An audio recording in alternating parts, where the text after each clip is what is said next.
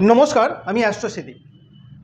দীর্ঘ 1.5 বছর পরে 2025 সালের 18ই মে রাহু এবং কেতু তাদের রাশি পরিবর্তন করতে চলেছেন। 2025 সাল এমন একটা বছর যে সময় 4টে বড় গ্রহের রাশি পরিবর্তন।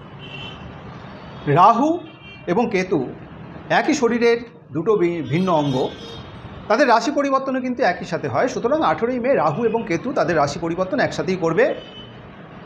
দীর্ঘ 1.5 বছর পরে রাহু যেমন মীন রাশি থেকে কুম্ভ রাশিতে প্রবেশ করবেন, তেমনি দীর্ঘ 18 বছর পরে কুম্ভ রাশিতে অধিষ্ঠিত হতে চলেছেন। দীর্ঘ 18 বছর পরে কেন? কারণ রাহু এবং কেতু যেহেতু এক একটা রাশিতে 1.5 বছর করে অবস্থিত থাকেন, 12টা রাশি, সুতরাং 12টা রাশি 1.5 বছর, পুনরায় 18 বছর পরেই কুম্ভ রাশিতে রাহু অধিষ্ঠিত হতে চলেছেন। তেমনি কেতুও দীর্ঘ 1.5 বছর পরে যেমন কন্যা রাশি থেকে সিংহ রাশিতে প্রবেশ করবেন, তেমনি দীর্ঘ 18 বছর পরে সিংহ রাশিতে অধিষ্ঠিত হতে চলেছেন। সুতরাং রাহু কেতু এই যে রাশি পরিবর্তন করতে চলেছে 2025 সালের 18ই মে, তার ফলে কুম্ভ রাশির ওপর কী প্রভাব পড়বে, কী পরিবর্তন আসবে, কোন কোন ক্ষেত্রে সফলতা, কোন কোন ক্ষেত্রে সতর্কতার মধ্যে দিয়ে চলতে হবে, এই সমস্ত বিষয় নিয়েই আজকের আলোচনা। রাহু এবং কেতু বিশেষত ছায়াগ্রহ যেমন, তেমন এরা পাপগ্রহ।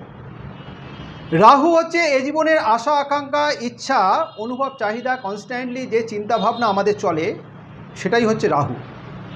নতুন কিছু করা, নতুন কিছু জানা, ডিজায়ার, স্যাটিসফ্যাকশান, এক্সপিরিয়েন্স, সব কিছুই কিন্তু রাহু। হঠাৎ পরিবর্তন, হঠাৎ উন্নতি, হঠাৎ অবনতি, সব কিছুই কিন্তু রাহু।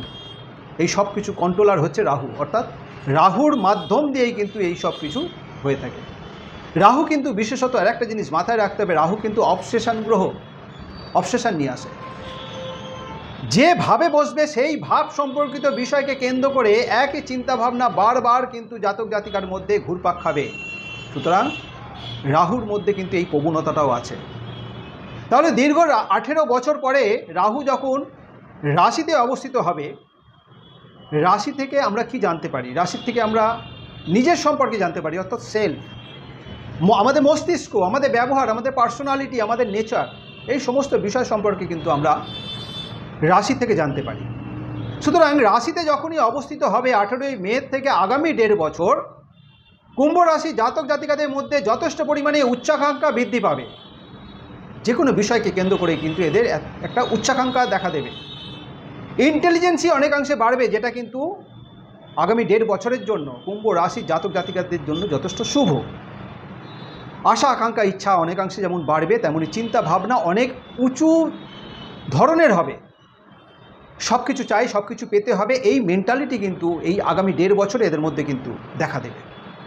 নিজের জীবনকে ডেভেলপ করার জন্য, নিজেকে ফোকাস করার জন্য, নিজের পরিচিতি তৈরি করার জন্য সর্বদা একটা চিন্তা যেমন থাকবে, সেই চিন্তাকে, সেই ইচ্ছাকে বাস্তবায়িত করার জন্য কিন্তু একটা চেষ্টা থাকবে। আগামী 1.5 বছরের মধ্যে এই যে আশা আকাঙ্ক্ষা ইচ্ছা স্বপ্ন অনেকাংশে কিন্তু বৃদ্ধি পাবে। অনেকাংশে বৃদ্ধি পেলেও স্যাটিসফ্যাকশান কিন্তু কখনোই আসবে না, অর্থাৎ অবসেশন কাজ করবে। এই যে চিন্তা কিংবা চেষ্টা, তার মাধ্যম দিয়ে বেশ কিছুটা অ্যাচিভ করবে ঠিকই কুম্ভ রাশি জাতক জাতিকারা, কিন্তু সর্বদা একটা চিন্তার মধ্যে থাকতে হবে, একটা উদ্বেগের মধ্যে থাকতে হবে।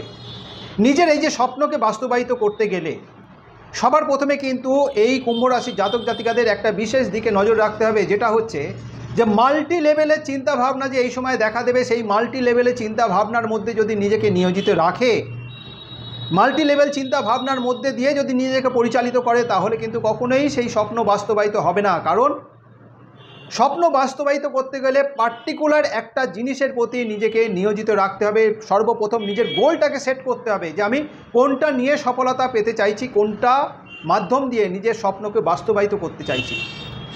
সুতরাং একাধিক চিন্তা ভাবনার থেকে নিজেকে সর্বপ্রথম সরাতে হবে, নিজের গোলটাকে সেট আপ করতে হবে, নতুবা কিন্তু সফলতার ক্ষেত্রে বাধা বিঘ্ন আসবে। কারণ রাহু রাশিতে অবস্থিত হয়ে একটা উদ্বেগের মধ্যে রাখবে, স্যাটিসফ্যাকশানের অভাব নিয়ে আসবে, একটা অবসেশন নিয়ে আসবে। এখানে রাহুর অবস্থানে যেমন অ্যাচিভমেন্টের ক্ষেত্রে একটা সন্তুষ্টির ক্ষেত্রে বাধা তৈরি করবে, তেমনি নাম যশ প্রসিদ্ধি পেলেও, এই নাম যশ প্রসিদ্ধি পেলেও সফলতার পেলেও তার কিন্তু স্যাটিসফাই কখনো হবে না, স্যাটিসফ্যাকশানের একটা অভাব থাকবে। সব সময় আরও চাই আরও চাই আরও চাই, এই প্রবণতা আগামী 1.5 বছর কুম্ভ রাশি জাতক জাতিকাদের মধ্যে দেখা দেবে। সুতরাং সর্বপ্রথম নিজের গোলটাকে সেট করতে হবে, নিজের চিন্তাভাবনাটাকে সঠিক ওয়েতে পরিচালিত করতে হবে, তবেই কিন্তু বাস্তবায়িত করা যাবে নিজের স্বপ্নকে। পঞ্চম ভাবে দৃষ্টি, রাহুর রাশিতে অবস্থিত হয়ে পঞ্চম ভাবে পড়ার ফলে যারা এডুকেশনের সাথে যুক্ত রয়েছেন, এডুকেশন সংক্রান্ত বিষয়কে কেন্দ্র করেও কিন্তু এই সময় একটা ডাউট তৈরি হবে, একটা কনফিউশন আসবে, একটা স্যাটিসফ্যাকশনের অভাব দেখা দেবে। কারণ কি? কারণ হচ্ছে যে সাবজেক্ট নিয়ে পড়াশোনা করবে সেই সাবজেক্ট নিয়ে আগামী 1.5 বছর কখনো না কখনো মনে হবে এই সাবজেক্টটা চুজ করা বোধহয় আমার জন্য ঠিক হয়নি, এটা আমার জন্য নয়, এটা নিয়ে হয়তো আমি সফলতা অর্জন করতে পারবো না। সেটা যেমন একদিকে চিন্তাভাবনা আসতে পারে, আবার কখনো কখনো চিন্তা হতে পারে যে টিচারের কাছে পড়াশোনা করছে সেই টিচারকে নিয়েও কিন্তু একটা স্যাটিসফ্যাকশনের অভাব দেখা দেবে, একটা উদ্বিগ্নতা থাকবে, একটা অবসেশন তৈরি হবে, একটা ডাউট তৈরি হবে। সুতরাং নিজের পড়াশোনাকে কেন্দ্র করে, টিচারকে কেন্দ্র করে একটা ডাউট নিয়ে আসবে। সুতরাং এই ডাউটের কারণে, এই স্যাটিসফ্যাকশনের অভাবের কারণে যাতে পড়াশোনায় আগামী 1.5 বছর কোনো রকমভাবে সঠিক মূল্যায়নের ক্ষেত্রে বাধা না হয়, কোনো একটা বছর যাতে নষ্ট না হয়, যারা এডুকেশনের সাথে যুক্ত রয়েছেন তাদের বিশেষভাবে নজর রেখে চলতে হবে। যারা রিলেশনের সাথে যুক্ত রয়েছেন, দীর্ঘদিনের একটা রিলেশন রয়েছে, এই রিলেশনকে কেন্দ্র করেও কিন্তু আগামী 1.5 বছর একটা কনফিউশন তৈরি হবে, একটা ডাউট তৈরি হবে, একটা স্যাটিসফ্যাকশনের অভাব নিয়ে আসবে। কখনো কখনো মনে হবে যে এই রিলেশনটা আমি দীর্ঘদিন ধরে বয়ে চলেছি, এটা কিন্তু আমার জন্য নয়, আমার সাথে ম্যাচ করে না, অথচ দীর্ঘদিনের রিলেশন, সেই রিলেশনকে কেন্দ্র করেও কিন্তু একটা কনফিউশন তৈরি হবে। সুতরাং রিলেশনের ক্ষেত্রেও দীর্ঘদিনের সম্পর্ক যাতে কোনো রকমভাবে ডিস্টেন্স তৈরি না হয়, বিচ্ছেদ যাতে না হয়, সেদিকে কিন্তু যারা রিলেশনের সাথে যুক্ত রয়েছে খুব সতর্কভাবে চলতে হবে আগামী 1.5 বছর।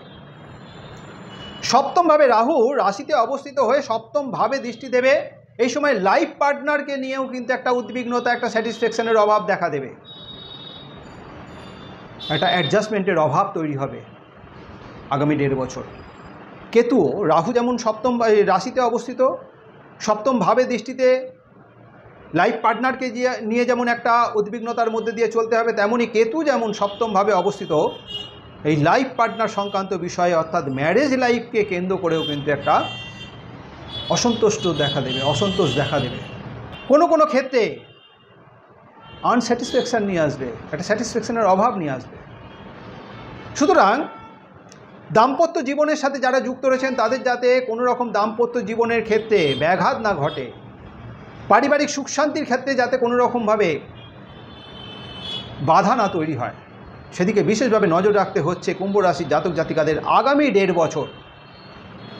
রাশিতে অবস্থিত হয়ে নবমভাবে দৃষ্টি দেবে, নবমভাবে দৃষ্টি দেওয়ায় এই সময় কুম্ভ রাশির জাতক জাতিকারা যথেষ্ট পরিমাণে প্র্যাকটিক্যাল হবে, সেটা কিন্তু কুম্ভ রাশির জাতক জাতিকাদের জন্য যথেষ্ট শুভ। যে কোনো কাজ কিন্তু প্র্যাকটিক্যালি যেমন করবে, তেমনই যে কোনো বিষয়ে সমাধানের পথ কিন্তু এদের জানা থাকবে। সুতরাং যেমন একদিকে প্র্যাকটিক্যাল, তেমন অন্যদিকে বিভিন্ন বিষয়কে কেন্দ্র করে সমাধানের পথ এদের জানা থাকার ফলে যারা চাকরিজীবী তাদের কর্মক্ষেত্রে কিন্তু বিশেষ সফলতা নির্দেশ করছে। এই সময়ে কর্মক্ষেত্রে যেমন একটা ডেভেলপমেন্টের সম্ভাবনা তৈরি হবে, তেমনই নাম যশ প্রসিদ্ধি আসারও সম্ভাবনা থাকছে। তবে যতই ডেভেলপমেন্ট হোক, যতই নাম যশ প্রসিদ্ধি আসুক কর্মক্ষেত্রে, তাতেও কিন্তু এরা স্যাটিসফাই হবে না আগামী 1.5 বছর। কারণ ওই অবসেশন, একই চিন্তা ভাবনা বারবার ঘুরপাক খাবে, স্যাটিসফ্যাকশনের অভাব দেখা দেবে, কর্মসংক্রান্ত বিষয়কে কেন্দ্র করেও এই সময় ডিস্টারবেন্স নিয়ে আসবে। সুতরাং কর্মসংক্রান্ত বিষয় যাতে কোনো রকম অবসেশন তৈরি না হয়, স্যাটিসফ্যাকশনের অভাব যাতে না তৈরি হয়, কর্মসংক্রান্ত বিষয়ে কোনো রকম যাতে বাধা বিঘ্ন প্রতিকূলতার মধ্যে দিয়ে না চলতে হয়, তার জন্য কিন্তু বিশেষ সচেতন থাকতে হচ্ছে আগামী 1.5 বছর। তবে রাশিতে রাহু অবস্থিত এবং সেখানে দেবগুরু বৃহস্পতির নবম দৃষ্টি কিন্তু এই রাহুর ওপর পড়ার ফলে একটা সেলফ চেঞ্জেস আসবে কুম্ভ রাশির জাতক জাতিকাদের মধ্যে, যেটা কিন্তু বিশেষ শুভ। এই সেলফ চেঞ্জেস আসবে যখন একটা পরিবর্তন যখন নিয়ে আসবে, তাদের কথাবার্তা, আচার আচরণ, ব্যবহারের মধ্যে কিন্তু একটা আমূল পরিবর্তন লক্ষ্য করা যাবে, যার ফলে যার প্রভাবের উপর বেশ করে অন্যদের কিন্তু আকর্ষিত করবে কুম্ভ রাশির জাতক জাতিকারা। তার ফলে কুম্ভ রাশির উন্নতির জন্য এটা কিন্তু বিশেষ একটা সহায়ক হবে। সুতরাং এই যে আচার আচরণ, ব্যবহার, কথাবার্তার মধ্যে যে একটা আমূল পরিবর্তন আসবে দেবগুরু বৃহস্পতির দৃষ্টির ফলে কুম্ভ রাশির উপরে, রাহুর উপরে, এইটাকে পাথেয় করে যাতে কুম্ভ রাশির জাতক জাতিকারা নিজেদের ডেস্টিনেশনে পৌঁছাতে পারে, নিজের গোলটাকে ঠিকঠাক সেট আপ করতে পারে আগামী 1.5 বছর, তাহলে কিন্তু কুম্ভ রাশির জাতক জাতিকাদের জন্য যথেষ্ট উন্নতির দিকটাই কিন্তু নির্দেশ করবে। তবে ব্যক্তিগত জন্মকুণ্ডলিতে যদি গ্রহদের অবস্থান শুভ অবস্থায় না থাকে, তাহলে কিন্তু কুম্ভ রাশির জাতক জাতিকাদের অনেকটাই অসামাজিক কাজের মধ্যে যেমন যুক্ত হবে, অনেকেই কিন্তু অসামাজিক কাজকর্মের সাথে যেমন যুক্ত হবে, তেমনই মাল্টি লেভেল, মাল্টি রিলেশনের সাথে যুক্ত হবে, তাতেও কিন্তু বদনাম হওয়ার সম্ভাবনা থাকবে। সুতরাং বিশেষভাবে সচেতন থাকতে হচ্ছে। এমনকি অসৎ সঙ্গে যুক্ত হয়ে গিয়েও নানা রকম নেশায় যুক্ত হওয়ার প্রবণতা থাকবে। সুতরাং যাদের ব্যক্তিগত জন্মকুণ্ডলিতে রাহু এবং কেতুর